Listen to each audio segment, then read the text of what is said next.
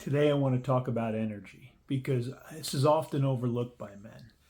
We are energetic beings, and if you're connected with somebody, you are also connected energetically. And I'll give you a couple of examples before I discuss how this is impacting your relationship. Okay? I have a handful of men, there was 3 or 4 here a few weeks ago, that I thought about, intentionally thought about, and 3 of those men within 24 hours texted me or emailed me. Think about that. I hadn't talked to them in quite a while. All I did was think about them. One called. And so this happens all the time. Think about a friend you haven't talked to in a while. Next thing you know, they're reaching out to you. I give you a great example of this when Melanie and I were dating. We had a routine. There were a midweek she'd come over. We would have some wonderful fun, and then I would cook her dinner.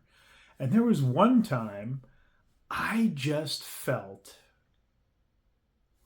for some reason, to take play off the table, and that we would just have connecting time and no sex. She showed up. She was not in a headspace for intimacy. No physical intimacy. And so again, energetically connected. And how does this impact your relationship when there's a potential divorce, separation?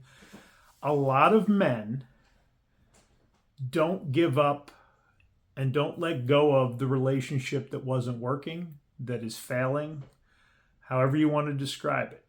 And one of the things we say to men, you have to work on yourself for yourself, not to save the relationship, because the relationship you had isn't worth saving, okay? It wasn't working for at least one, if not both of you, whether you were willing to admit it or not.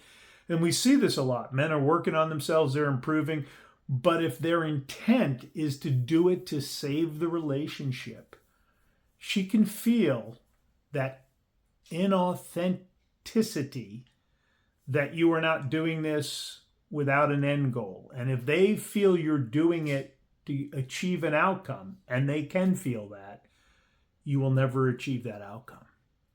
But when you completely let go of the relationship, even sometimes divorce, only then, if you both end up on the same frequency, can you hope for a version 2.0. And the reality is, most men will talk about, but the kids, and we had this so much good together and all. They look at the past, trying to explain and use logic as to why she shouldn't divorce him. That's never going to be effective. Okay? So, you have to understand, we're all connected energetically. And you absolutely have to work on yourself for yourself, brothers, not to save the relationship. You have to let that relationship die if you want a version 2.0. That may mean divorce. It may mean letting go completely and doing you. And a lot of guys have a hard time with this because they're like, but if I do that, there's no way I could save the relationship. That relationship is not going to be saved, nor do you want to. You want a version 2.0, loving, connected, deeply intimate relationship.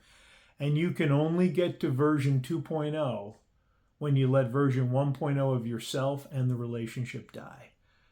And sometimes that's what's best for everyone. Even if you don't get to a version 2.0 with your current wife or soon-to-be ex, maybe that's what was supposed to happen. All right? Have a great week.